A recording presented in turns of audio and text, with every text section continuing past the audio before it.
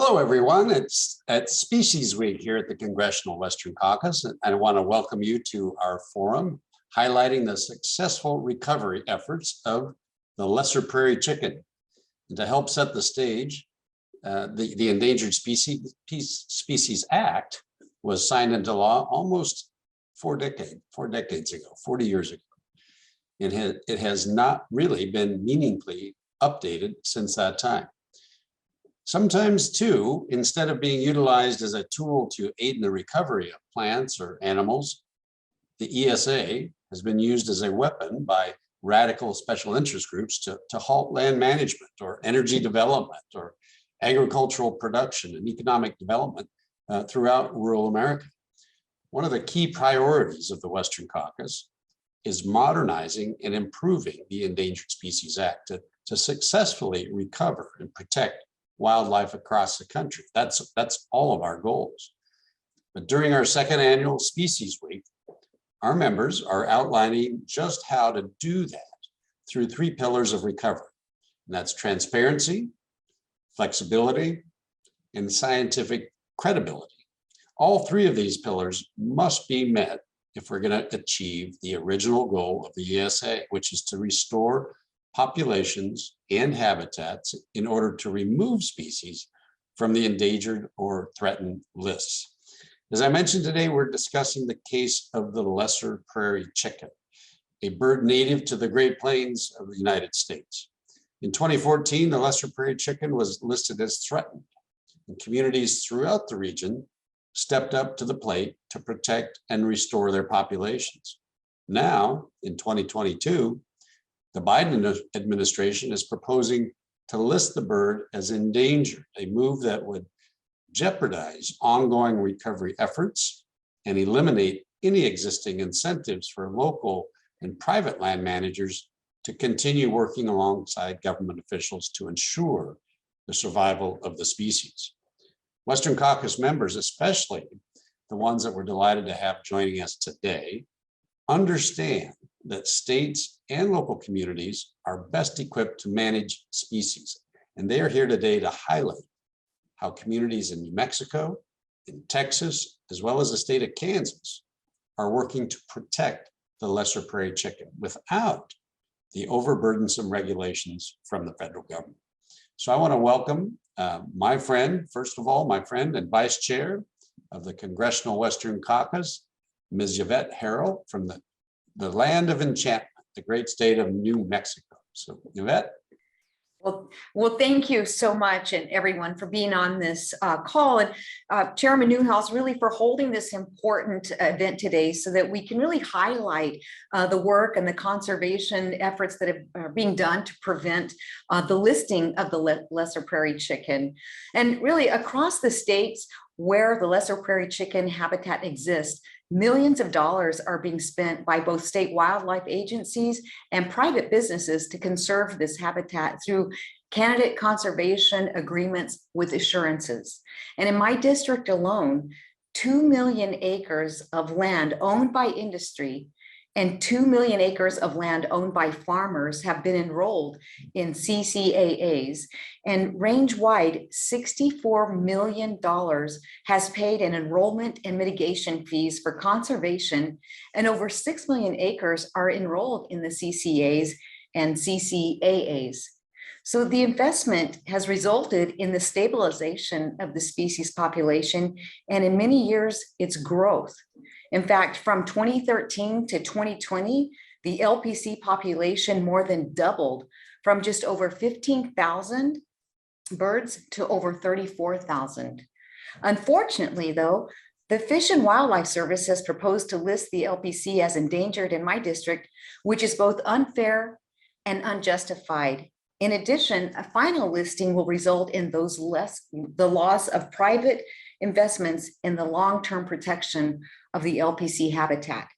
A listing of the LPC would also have a negative impact on industries vital to New Mexico's economy and our nation's security, like energy production and agricultural operations. In fact, the Permian Basin, which sits in my district in Southeast New Mexico, and my colleagues, Mr. Pfluger's district in West Texas, is the lifeblood of our domestic energy production, and we employ hundreds of thousands of Americans. In fact, New Mexico's revenue from oil and gas industry alone accounts for nearly 40% of our state's budget, which goes directly to making investments in vital public resources like our education system. Our region is also home to vital cattle, dairy, and crop agricultural operations that help to feed millions of Americans. At a time of severe supply chain issues in our food supply, any unnecessary obstacle like the listing of the lesser prairie chicken would be extremely unwise. The facts are clear. The Endangered Species Act is broken, and without meaningful reforms, my rural constituents will continue to have their livelihoods negatively impacted.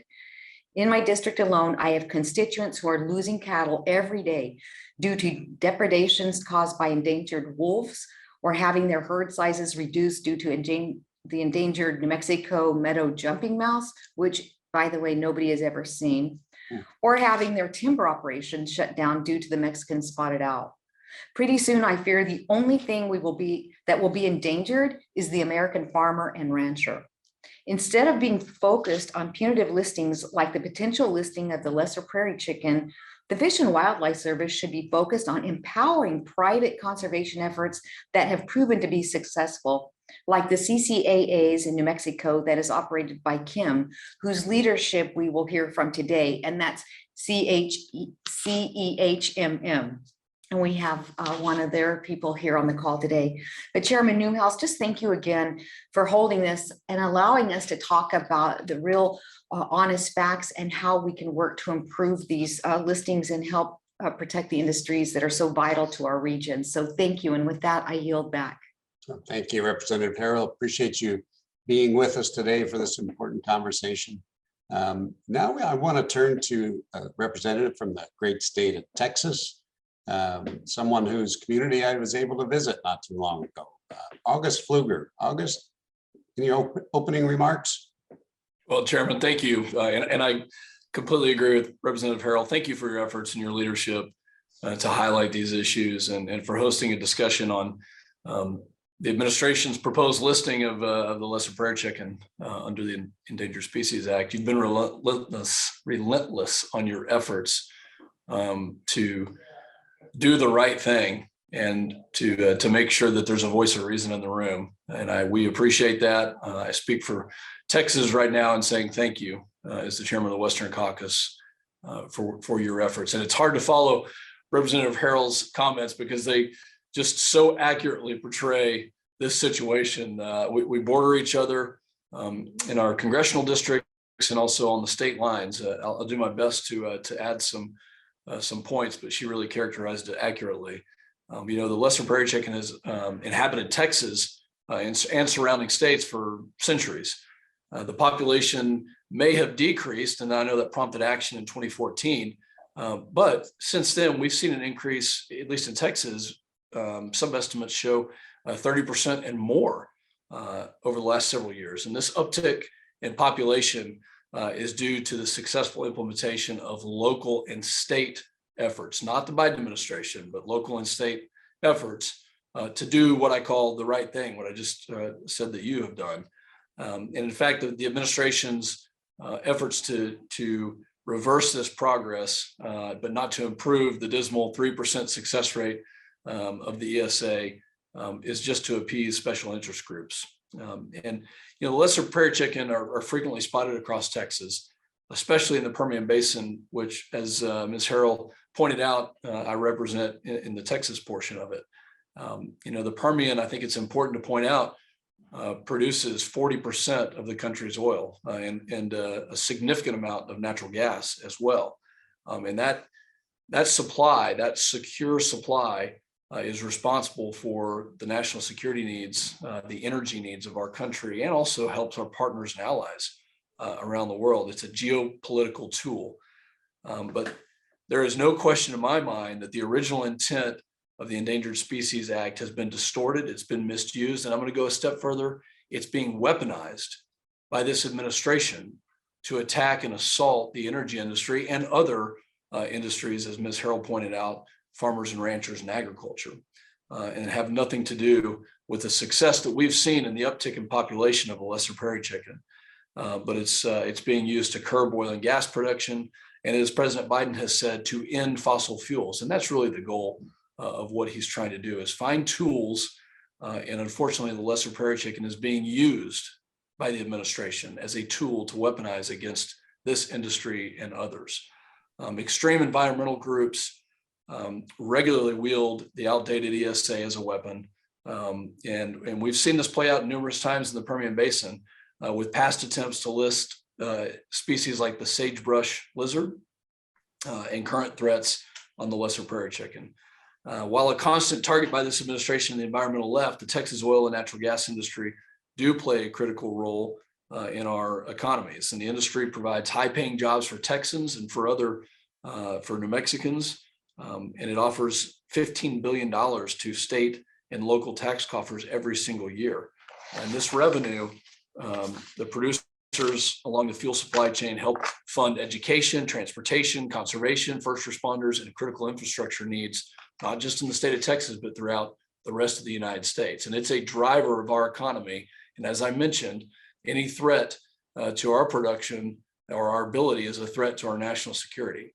And it's time that we bring this landmark protection law into the 21st century and reform and modernize the ESA to prevent it from being used as a weapon against the essential agriculture and energy industries.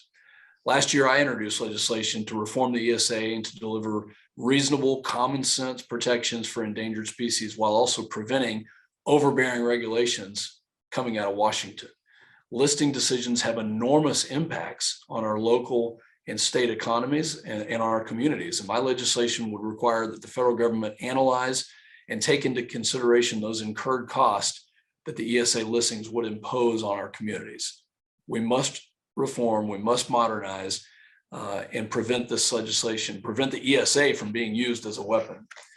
We can protect our important species without devastating our local and rural economies, and it's high time that we do so. And it's my sincere hope that the administration start using some common sense when it comes to the needs, as Ms. Herrell mentioned, so that we don't, when the needs of our communities and the needs of the American population, so that the population doesn't start becoming extinct. With that, I yield back. Yeah, well, thank you, Mr. Pfluger. Great points, great added value.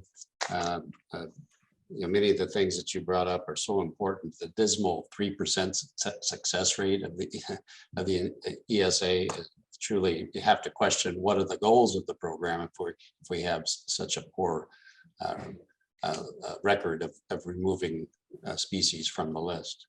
Next, I'd like to turn to a great representative from the wheat state, the state of Kansas, Representative Tracey Mann. Thank you very much for taking some time to join us in this important conversation. Mr. Mann. Well, thank you, Congressman Newhouse. Thank you for your leadership of the Western Caucus. Thanks for doing this. I very much appreciate that although you are a couple thousand miles from the lesser prairie chickens habitat, you care about this issue. And I would say that everyone, whether you're actually impacted by the lesser prairie chicken or not, should care about this issue, because at the end of the day, this is about federal overreach and the outdated ESA and an ability, like Congressman Pfluger said, to weaponize an agency and their activities, which is bad for every American.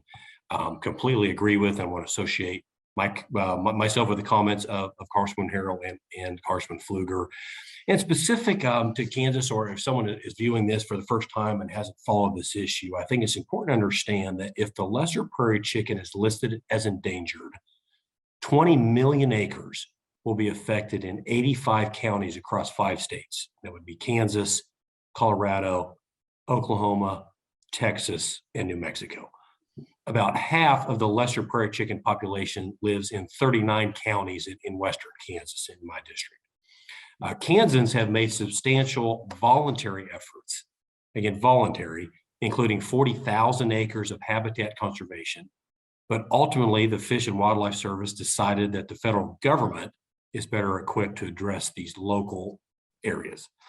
Due to Kansas' voluntary sign up of the CRP program, the lesser prairie chicken population has grown in the 3 ecosystems the lesser prairie chicken occupies in Kansas since 2013. So we have seen an increase in the bird's population over the last 13 years. That's just a fact. Over the last several years, farmers, ranchers, the energy sector, and other private landowners have enacted voluntary conservation efforts. These efforts have more than doubled the lesser prairie chickens population since 2013. So we more than doubled it within the ESA regulations, without ESA regulations in place. To list the lesser prairie chicken in the face of these efforts and the progress has been made is federal overreach that would disrupt industries that are vital to our economy.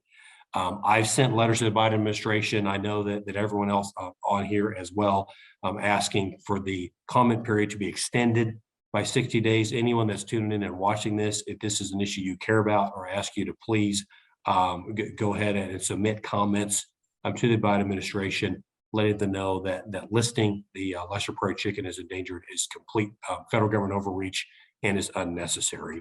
And I will continue to advocate for delisting the lesser prairie chicken in states like Kansas and all of the states affected, and will continue to pressure the Biden administration to look at good examples of voluntary efforts like the ones we've seen in Kansas. You know, as we look at this anecdotally, and I spent a lot of time in Western Kansas and Southwestern Kansas, it seems like rainfall has as much to do with the bird's population as anything. And also, it's amazing to me that there are many lifelong residents of Southwest Kansas who are now retired, and many of which, in fact, I've only met a handful of people who have ever seen a lesser prairie chicken in their lifetime. And it's really important that we hear from oil and gas producers, also folks in agriculture that are also directly impacted by this. So really excited to hear from our panel today. And I thank you again, Congressman Newhouse, for hosting this. Thank you, Representative Mann, and thanks all of you for joining us in this really, I think, very important conversation.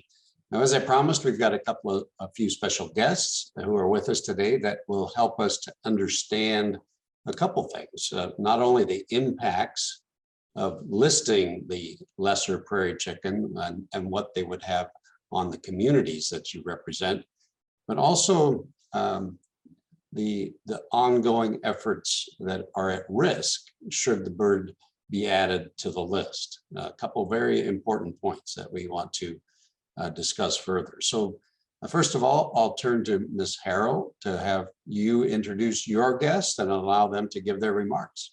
Great, thank you. And just a quick comment, I would just submit to anybody watching that clearly those that make a living in and around our natural resources are going to be the best stewards of the land. But in the same breath, I think we could easily say those are the same people that are the best conservationists, just by virtue of hearing the improvements that we've seen with this lesser cherry chicken. But anyway, I am so honored to introduce the executive director of KIM, Emily Worth, and she is from Carlsbad, New Mexico. Emily and her team from KIM operate the highly successful CCAA for the lesser prairie chicken in southern New Mexico. The purpose of KIM projects is to work toward practical solutions to issues that affect both human health and the environment. The projects serve the community, the region, and the state through educational outreach, job creation, and research leading to the resolution of important technical and environmental challenges. Emily joined the KIM team in 2011 and has a thorough understanding of every aspect of KIM. She has over 10 years of experience in wildlife research and conservation and more than 5 years of NEPA experience. Emily and her husband, Kevin, have 2 beautiful daughters, and I think she may have Carla Niemeyer and Matt Mathis with her today. I'm not sure, but with that, I'll turn it over to Emily. We're anxious to hear your testimony. Thank you. Good afternoon, Congresswoman Herrell and members of the Western Caucus. My name is Emily Worth, and I'm the Executive Director of KIM, a 501c3 nonprofit organization located in Carlsbad, New Mexico. Thank you for inviting us to speak today. KIM is the permit holder for the lesser prairie chicken and dune sagebrush lizard candidate conservation agreement. We administer a similar program for the Texas hornshell mussel, and we also provide environmental services to industry. Over the years, KIM has partnered with landowners, the oil and gas industry, the Bureau of Land Management, and the U.S. Fish and Wildlife Service to implement conservation measures for the lesser prairie chicken in New Mexico through voluntary cooperative agreements. These voluntary agreements, called the Candidate Conservation Agreement and the Candidate Conservation Agreement with Assurances, for the lesser prairie chicken and the dune sagebrush lizard, provide a mechanism to conserve habitats on federal and non-federal lands respectively. The goal of this landscape-based approach is to reduce or eliminate threats to the species. And the beauty of these agreements and the benefit of enrollment is that if a listing is unavoidable, enrollees have assurances on non-federal lands and a high degree of certainty on federal lands that additional restrictions will not be placed on them if they are following the conservation measures outlined in their agreements.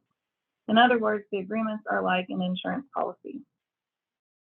Since the inception of the programs in 2008, we have enrolled 42 industry operators totaling over 2 million acres, as mentioned earlier, and 72 ranchers totaling over 1.8 million acres throughout the historic range of the chicken in New Mexico.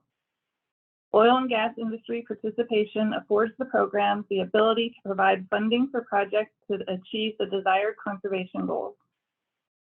Mesquite eradication is the program's current highest priority.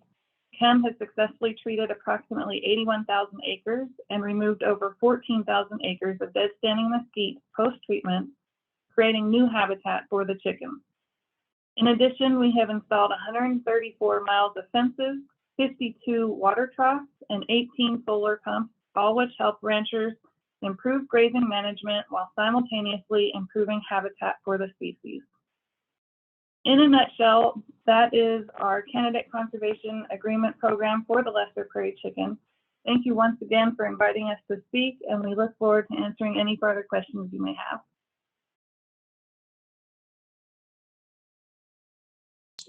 Thank you very much, Ms. Worth. Appreciate you being with us today. Thanks for your comments. We'll probably have some questions for you. Next, I'd like to turn to Mr. Pfluger. Could you introduce your guests for their comments? Well, thank you, Chairman. It really is an honor to introduce a true subject matter expert and somebody who has been studying this issue and the entirety of the Endangered Species Act for many, many years. Mr. Ben Sheppard is the president of the Permian Basin Petroleum Association, PBPA. He's been doing this work for many years, understands not only the industry side of the oil and gas production, but also understands, I think, what both Congressman Mann and Congressman Herrel have said, which is that of conservation and how we take care of the land and how producers, whether it's agriculture or oil and gas, can come together to actually conserve. And I invite those who have issues with conservation to come to West Texas and Eastern New Mexico and see how hard it is to do what we do and to do it responsibly and to leave the land in better shape and those species that live on it in better shape than the generation before. So without further ado, somebody who is actually irreplaceable in this role and who knows more about this subject than many, Mr. Ben Sheppard. Thank you, Congressman and Chairman Newhouse and members. It is truly an honor. Congressman Pfluger, I'm not sure who you're introducing there, but I'll go ahead and respond. I do have, I wasn't planning on becoming any kind of an ESA expert, but I have been with the Permian Basin Petroleum Association since 2006. So I'm in my 16th year, and for about 14 of those, we have been addressing endangered species issues, starting from zero-based knowledge to learning what we had to on the job training, because you kind of have to go back historically to the multi-district litigation that our friends at Wild Earth Guardian, Center for Biological Diversity, and other environmental groups filed against the Fish and Wildlife Service for not listing species and creating, I think there were over 1,000 species that they had sued around the country. But as the multi-district litigation was concluded, the settlement basically in around 2009, two of the very first out of the chute that the court ordered the service to address was the dune sagebrush lizard and the lesser prairie chicken, both not accidentally in the heart of the America's most prolific oil producing region. Congressman Herrell and Pfluger, both of you did a great introduction describing the Permian Basin. We're, as you mentioned, we're an oil and gas trade association whose members, work hard every day to produce the resources that this country, these communities, and in fact, global communities depend on every day. And we feel like there's no accident that two of the first species that the Enviros targeted were right smack dab in the middle of the heart of the oil patch. And so if we were cynical, we would be, and some of the evidence would suggest that maybe this isn't as strongly based, those arguments aren't as strongly based on science as we might hope, but we're an industry of scientists, geologists, engineers, other professionals trying to produce products that we all depend on every day. And I will say something about Emily here. I can't say enough about the work that folks at Kim do. Our industry, many of our members work with Kim on a daily basis, whether it's the sagebrush, the DSL, whether it's the horn shell, or of course the prairie chicken. And it's these kinds of public-private partnerships that really we would like that we participate in, we invest heavily in, and would like to see more of, frankly. And as you guys are considering additional legislation in the next Congress, ways to continue to expand the opportunities in public-private partnerships. I think whether it's the oil and gas industry, the wind, the renewable industry, the farming and ranching, which we all know is critical. I think everybody has a role to play here. And I think we're eager to do so, as Congressman Herrell mentioned, on the Lesser Prairie Chicken Conservation Plan, incidentally run by a different organization, WAFWA, which consists of a number of Western states, but in this case, we're talking about the 5 states of Kansas, Colorado, Oklahoma, New Mexico, and Texas. WAFWA runs the range-wide plan, and that is the program where, on top of the investment in Kim and in New Mexico, which you correctly mentioned earlier, that's where the additional $65 million has been allocated from industry, oil and gas industry, designed for conservation efforts throughout the range. The service approved this plan back in 2012. 2013 rather, but then almost immediately turned right around and attempted to list the bird. Even after describing, in the words of then Director Dan Ash, that it was a comprehensive, unprecedented conservation collaboration that should bear tremendous results. They listed it anyway. We challenged them in court. Our little association in West Texas did that, and we prevailed. And so we kept the bird off the list. The Enviro sued again. Here we are again. The comment period just ended back. Thank you, those of you who requested extension and who have advocated that the bird not be listed. We couldn't fight these fights without your help. We are awaiting a decision now. Incidentally, the decision, was due back at the end of May, I believe, and in tandem with our additional efforts, we submitted about 75 pages worth of comments and what we hopefully believe would be a prevailing arguments to demonstrate the efforts that industry and others have taken, WAFWA and Kim and the CRP, all of the different programs in totality, the impacts that they've had to, in fact, double the population of the bird, in the last decade. I mean, it's really hard to argue with the successes that have occurred through public-private partnerships, not through action of the Endangered Species Act and the Fish and Wildlife Service. So those are key points we would like to see continue.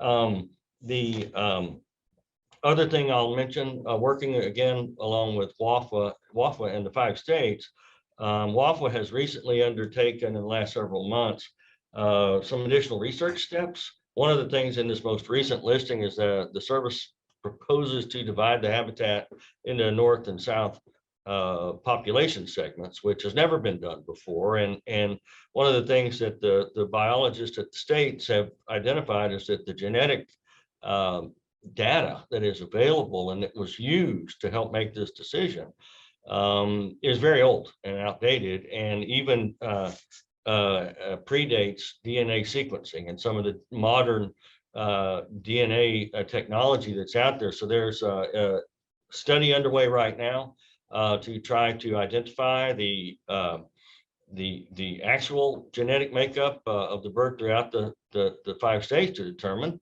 is it one population? Is it 8? And again, we're eager, like you mentioned, Mr. Chairman. We want to follow the science.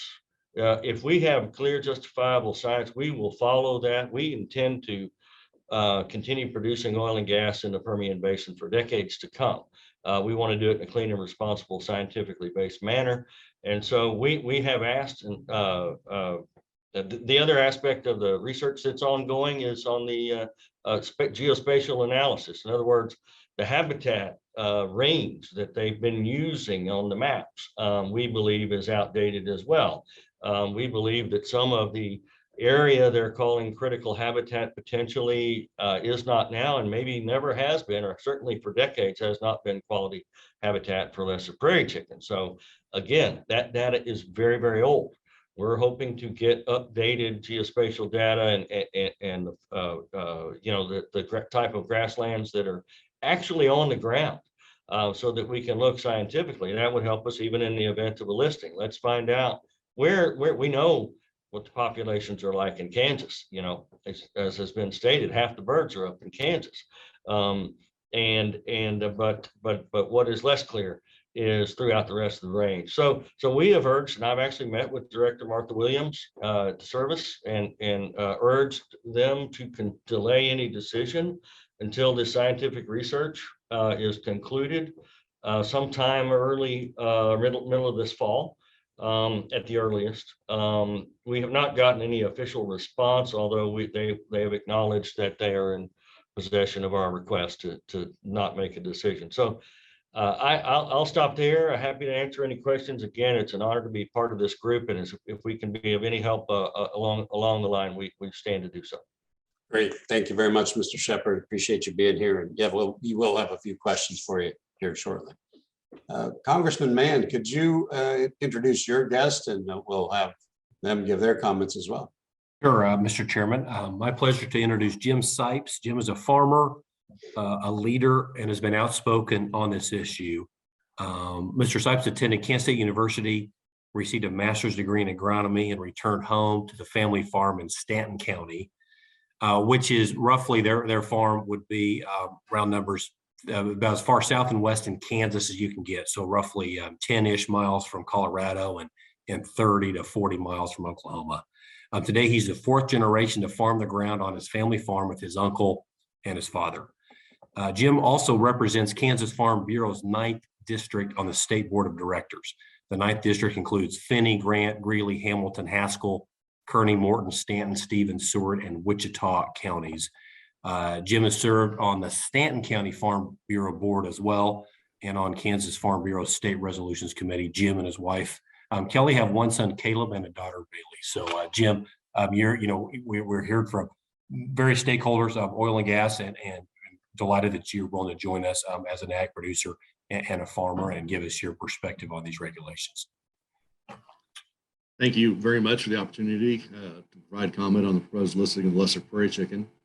My name is Jim Sipes. I'm actually a 5th generation farmer, and did a little more research, Tracy, and figured out that I have 5th generation Morton County farmer. So sorry for the bad information you got. Here in Southwest Kansas, I farm in Morton and Stanton counties in Kansas and Baca County in Colorado with my family. I do represent the members of Kansas Farm Bureau as a director on the Kansas Farm Bureau Board of Directors. In that role, like Mr. Sheppard, I have become a reluctant expert on the lesser prairie chicken, as I have worked with groups from 5 states attempting to conserve the prairie chicken to prevent a listing and to prevent any adverse impacts to farmers and ranchers throughout the historic range of the species. My farm falls in the middle of the sand sagebrush prairie ecosystem, where the population of the prairie chicken has struggled due to extreme weather, specifically a bad blizzard followed by exceptional droughts. Recent relocation efforts by Colorado Parks and Tourism and Kansas Wildlife Parks are working, In my 55 years, I'd only seen one prairie chicken until the last year, while myself and members of my staff now had multiple sightings in the area. When projects like this are working, I don't see the need to list a species protection under ESA.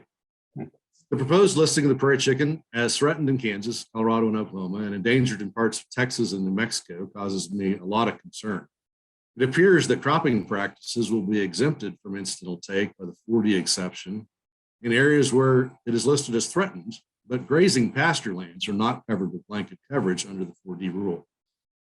This region is shortgrass prairie plagued by severe droughts, which is not ideal for prairie chicken, and which has led to uncertainty about what grazing practices might be deemed acceptable if the prairie chicken is listed.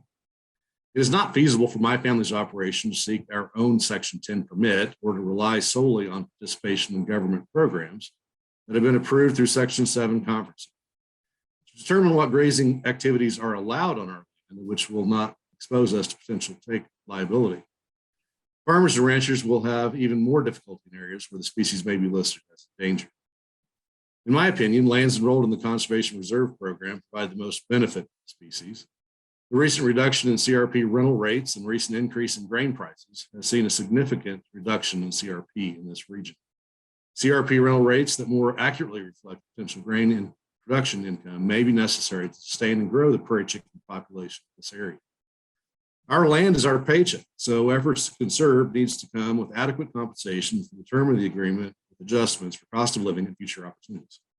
We need to abandon the idea that CRP acres cannot be prairie chicken acres with stacked payments.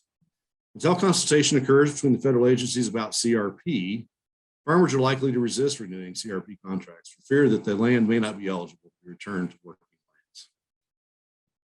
The possibility that Fish and Wildlife Service will declare critical habitat prairie chicken also has me greatly concerned. Fish and Wildlife Service has advocated in the previous listings for several large areas consisting of 40 to 60,000 acres to be designated as prairie chicken habitat. Lands put in federal conservation easements often pay no taxes. Our region has little industry outside of agriculture, so our local government operates heavily on property taxes. Any action that adversely affects farmers and ranchers or affects the tax base will impact our schools, ambulance service, road departments, police departments, and other local businesses that keep our small towns alive. Farmers and ranchers often don't want to participate in conservation easements that last into perpetuity. Conservation easements should have a term that allows the land to be returned to a more beneficial use. Farmers and ranchers have new concerns about ESA listed species. Agricultural pesticide labeling is reviewed regularly by the U.S. government agencies. There has been an ESA component, but it was largely ignored. Recent lawsuits have brought the ESA component to the forefront. In areas where species are listed for protection under ESA, farmers and ranchers will likely lose necessary tools to produce high-quality, profitable crops. The recent enlist duo restrictions are just the beginning of a challenging, uncertain time for farmers and ranchers. The inconsistency between administrations also causes farmers and ranchers great concern. Preserving natural resources or preserving natural surroundings for America's wildlife has been the priority of America's farmers and ranchers. Today, more than 140 million privately owned farm and ranch acres are enrolled in voluntary federal conservation programs, providing habitat for countless animals and species. Species protection can be more effectively achieved by providing incentives to private landowners and public land uses, rather than by imposing land use restrictions and penalties. We must preserve the species, but also preserve farming and ranching. The ESA has been a very poor tool for saving species, as less than 2 to 3% of listed species have been removed from protection. I believe the conservation efforts will protect the species that listing under the ESA for this species and many others are not warranted. If farmers and ranchers are adequately paid to provide habitat and save species while preserving their way of life, we will see improved conservation efforts that will lead to less need for species protection. Thank you again for your time and your attention to this matter. Great. Thank you very much, Mr. Sipes. 5 generations. That's pretty cool. Yeah, it is. Actually, the 6th just came back to the farm a couple of weeks ago. So Awesome. Very nice. Very good. Well, great. Thank you all for those comments. And as promised, we want to give an opportunity for some questions now that we have you as engaged in this conversation. So I'm going to go back to the top and ask Ms. Herrell from New Mexico if she'd like to ask a question first. And Yvette? Yes, I would. And thank you. And it just, I can't help but just listening to everybody. And I love what Mr. Sipes mentioned, basically, if it isn't broke, don't fix it. Why are we going to be kind of hamstrung by the federal government, especially? And I think what's very frustrating is for the industries that are so vital, not only to our energy independence, but to our dining room tables. I mean, to be honest with you, and I agree with what Mr. Sheppard said in terms of the science is sometimes very obscure or outdated, and yet we're working on policies, or we watch the other side of the aisle work on policies that really have no up-to-date information. So it is really inconsistent. But I do have a question for Mrs. Worth, and I can see where the progress that you've made with Kim and just how successful it has been. And here's my question. One of the components I think missing from the current ESA process are positive incentives for landowners and private businesses. So my question would be, how does Kim's program foster positive incentives, and how can Congress help to create more of those incentives in the ESA process? Or do you have any thoughts on that? I think, as I mentioned, one of the biggest really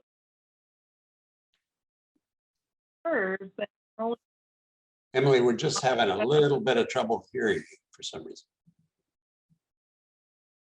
Okay, let me try again. That's I think the beauty of these agreements and the benefit of enrollment is that if listing is unavoidable, enrollees have those assurances on non-federal lands, and they have that high degree of certainty on federal lands that additional restrictions will not be placed on them. So I really think that that's the key to, and that's why people want to enroll in the programs. And the amount of cooperation and collaboration that has occurred across the landscape with landowners, with the oil and gas industry, has been amazing. And that's what has made our program so successful. And our program was listed in the Federal Register as one of the reasons why the Dune sagebrush was not listed back in 2012. And I think that speaks to the cooperation and the collaboration that is occurring, and the amount of conservation that is being put on the ground for the species. Great, and thank you. And hopefully some of our environmental groups are utilizing your expertise and your programs to help find real solutions, because I agree with what my friend August Pfluger said. Really, this is just being weaponized against industries, and especially when the first two listings plop right down in the middle of the Permian Basin. I mean, there's no coincidence there. But thank you. And Mr. Chairman, I yield so that others can ask questions. great. Well, thank you very much, Ms. Herrell. And I wanted to mention, as the Western Caucus, we're planning to visit the great state of New Mexico coming up in October, and we're hoping to see firsthand some of the conservation efforts that you've been working on, that you've mentioned here. So we're looking forward to that visit, Ms. Worth. Great, we would welcome you here. Okay, great. Mr. Pfluger, have you got any questions? I do. In the interest of time, I'll keep it to one. And let me just say, Ms. Worth, Mr. Sipes, thank you for your the dedication and the efforts that you have done in your professional careers to try to bring a little common sense, where in Washington, D.C., I think the people on this side of the teleprompter don't see a lot of common sense on a day-to-day basis. So thank you for that. I'll go to Mr. Sheppard just because I want to kind of focus on and Chairman, recently in the last few days, we've seen the EPA come out with another weaponization tool against the Permian Basin, and specifically on the Texas state line with a non-attainment attempt. So that's another issue, but it's in the same, kind of line of thinking of this, any tool that's in the toolbox, it seems like the administration is going to use. Mr. Sheppard, can you kind of talk about, when we're looking at gas prices, gasoline, American families are hurting right now. I'll ask you for your PVPA hat right now. If we had a listing what would that do to supply and demand? And how would that affect energy prices in the United States? And what does it do? What is the economic impact, not just in Midland or Ector County, but throughout the United States? That's a huge question, but I'd like to draw on your expertise as president of PBPA for that. Thank you for the question, and you are correct. The impact would be tremendous. I'll have to do a little bit of crystal balling here, but let me just say or remind you of what I believe you said in your opening remarks, and that is that in last year, Texas produced, the oil and gas industry produced just about $15 billion in taxes that go to support schools, counties, roads, first responders, you name it, not to mention our Texas, what we have at the state level, a rainy day fund for a myriad of other uses potentially. So we are heavily criticized, by this administration, whose number one goal seems to be obviously, or the conundrum they're in is a part of their caucus is concerned with one thing, and that's climate change. And so the administration on a daily basis hits us with a different regulation here and there, specifically to this one. I mean, almost every day, it seems like we see one, and then we're criticized for not producing quickly enough to address the inflationary pressures that high oil prices bring, that we all pay at the pump and so forth. We're seeing a little bit of relief here in the last couple of days and weeks. And we're basically looking at a macro supply and demand global challenge, which has led to the higher prices that combined with COVID and all of that. But if you take into consideration that the Permian Basin, Texas and New Mexico, combined produces well over 5 million barrels a day in oil alone, not to mention the significant amount of natural gas.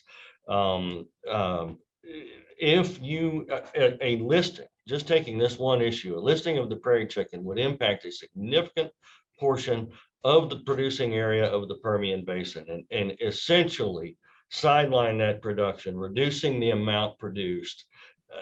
Again, having the crystal ball, depending on what the map was and the critical habitat and how much was impacted, it would have a chilling effect on production, which would do only one thing for the price of oil, and that would make it increase dramatically. Because when you reduce the supply of something like this in such a dramatic fashion, we've already seen some of the pressures are because of the regulatory uncertainty. The myriad of issues. Well, the investment community is maybe a little reluctant. One of the things that folks like Kim do is they do provide some regulatory certainty if you enroll in their programs, and others are like it. So the ESA offers us none of that. The ESA would a listing would be devastating to the oil and gas industry, not just of the Permian Basin, but of America. Well, thank you. To me, that's a national security issue. It's something that our country really needs to wake up and understand what the end game is. And the president has made it clear he's going to do everything in his power to end fossil fuels. This is one other tool in our economy, our national security, and really the security of our partners and allies rest upon decisions, very small decisions like these that add up to be catastrophic. Mr. Chairman, thank you. I yield back. Okay, thank you, Mr. Pfluger, Mr. Sheppard. Congressman Mann, do you have any thoughts, any questions? Yeah, quick question. First off, thank you to Ms. Worth for your testimony and learning about or sharing about Kim, which was new information to me. So thank you for that. Mr. Sheppard, appreciated your thoughts. Your description of having a plan that was approved and then immediately see the bird be listed, has about made my head explode. Infuriating to say the least. Thank you for your testimony. My question would be for you, Mr. Sipes. Can you speak a little more to the economic impact to your farming operation, but then also to the communities at large? Because that's something you said in your testimony, and I think it's important to really highlight and shine a light on. It's not just the ag producers, but it's schools are impacted. Main Street's impacted, county government's impacted. So, can you speak to the broad economic impact if this were to move forward as you see it in Kansas and in the 5-state region?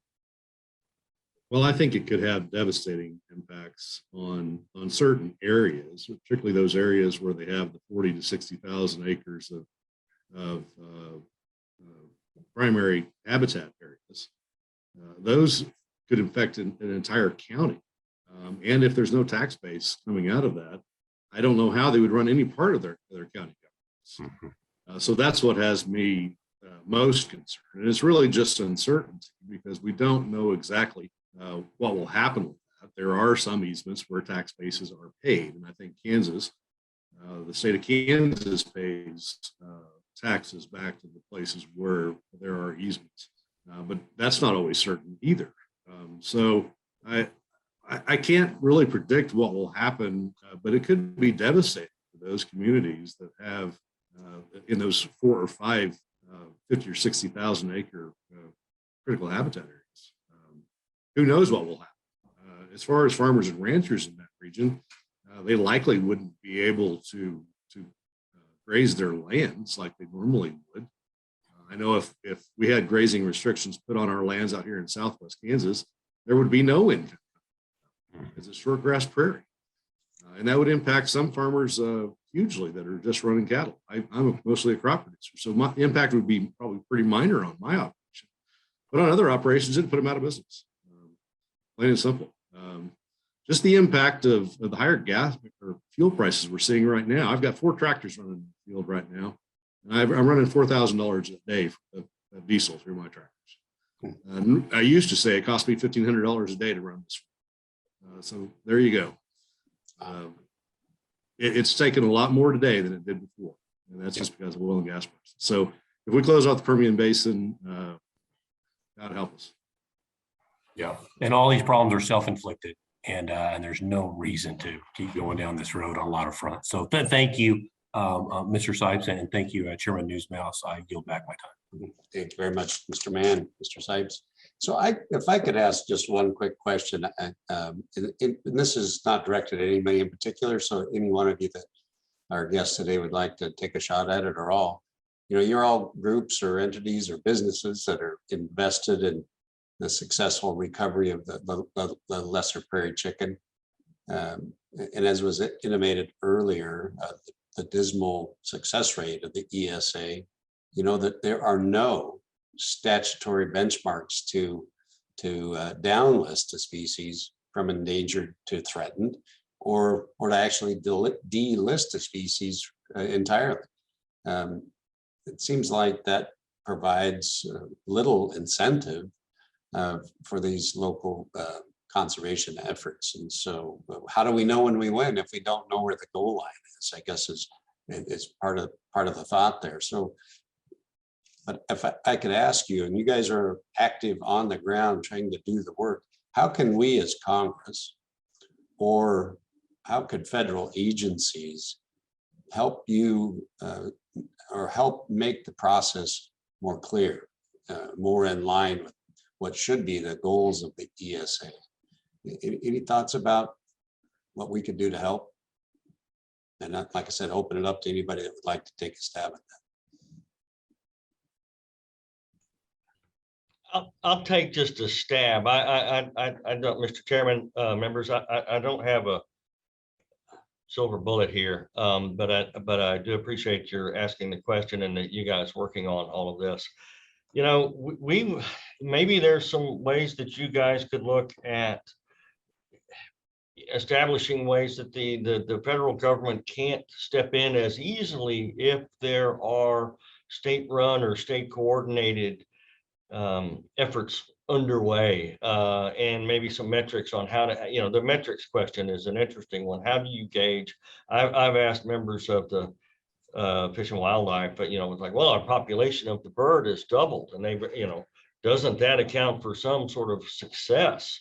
And they quickly dismiss that if it doesn't fit the narrative. So I think that is a key way that I think you could look at trying to identify reasonable.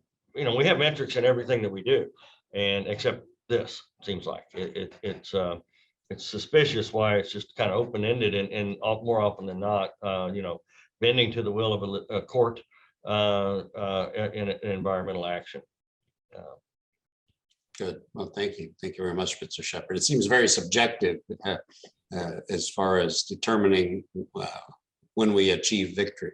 And if we truly are trying to enhance and save these important species. Some clarity along those lines would be helpful. Very good, very good. But Oh, go ahead, please. I also think that, you know, we have shown success with our programs, and that was evidenced, like I said earlier, with the listing in the Federal Register, which clearly stated that our programs were one of the main reasons why the lizard wasn't listed. I think you can show success just in the number of acres, the number of partners, industry partners, the landowner partners that are on the landscape actively working together and implementing conservation. That, to me, that's success right there. That partnership and that collaborative working together for collaborative conservation for the existing populations. To me, that's success. Good point. Great. I would also take a stab at that if you've got the time. Sure. What I see happening with most of this, and we worked under the Obama administration trying to come up with a plan that was producer driven and industry driven, but they basically just didn't listen to us. They really, in my opinion, they wanted control of the board. And so I think the only way you as Congress can change this is to limit the powers of the agencies. We've seen it happen recently with the Supreme Court ruling on the Clean Air Act. Honestly, that was a big win for most industry. And when we've got to have something similar with the ESA. The full power of the ESA has not ever been actually demonstrated. If they were to, it's just not been politically correct to do it. But if administration really wants to pull the full weight of the ESA, it's dangerous. So that's my comments. You need to limit the power of the agency. Okay, good. Well, all good suggestions. Thank you very much for that. And at this point, I'd just like to say thanks to everybody. Thanks not only for being with us today, but thanks for your efforts on the ground in New Mexico, Texas, and Kansas. You truly illustrate that exactly, I think, how we should be working to protect our endangered and our threatened species. So thank you very much for that work, and appreciate you joining us for this discussion today, and keep it up. Keep working hard. We're seeing successes. I'd also like to encourage everybody that's listening and watching today to follow along all this week as we continue to highlight the Western Caucus efforts with our great members like Mr. Pfluger, Ms. Herrell, and Mr. Mann to improve species recovery and modernize the Endangered Species Act. This is a great discussion. Thank you all for being with us. We look forward to further working with you. Thank you.